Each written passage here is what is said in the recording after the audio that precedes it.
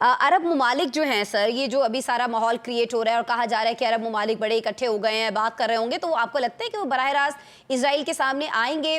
और फिर सर ये जो गाज़ा में जंगबंदी की कीमत है, ये कहीं कैंप डेविड अकॉर्ड जो था 1978 में जो साइन किया गया था, उसमें शमूलियत भी हो सकती है? इसको उस तरह से भी लिया जाए कि इनको शामिल किया जाएगा जो बाकी ममालिक इसका जिक्र कर रहे हैं, बात कर रहे हैं?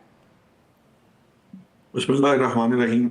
देखिए, अब कॉन्स्पिरेसी थियरीज तो बहुत सारी हो सकती हैं, लेकिन हुँ, प्रैक्टिकली जो बात मेरी समझ में आती है वो ये है कि ये जो कल ये जो ममालिक थे, 9 के करीब ममालिक जो है उसमें शामिल हुए, 10वां मुल्क था वो खुद अमेरिका था।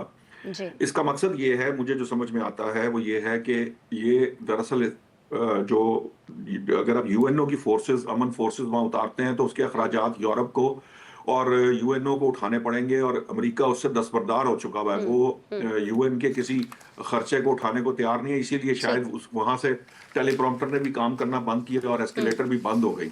अब मामला ये है कि इन ममालिक को सामने लाने का मकसद ये था कि जनाब, जो आप ये अरब लीग, ये अरब ममालिक हैं हुँ, जो इसके जिम्मेदार बनना चाहते हैं, वो अपनी ये जो अरब अमन फोर्स की अब बात की जा रही है वो इसकी जिम्मेदारी लें, क्योंकि ट्रंप साहब जो है वो 1 रुपया खर्चने को तैयार नहीं है इसकी तामीर नौ में।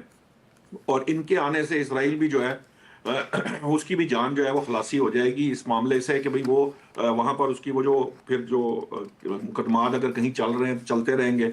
यूएनओ का किरदार जो है उसके ऊपर तो आप जानते हैं कि वो ट्रंप साहब ने खुद ही कत्ल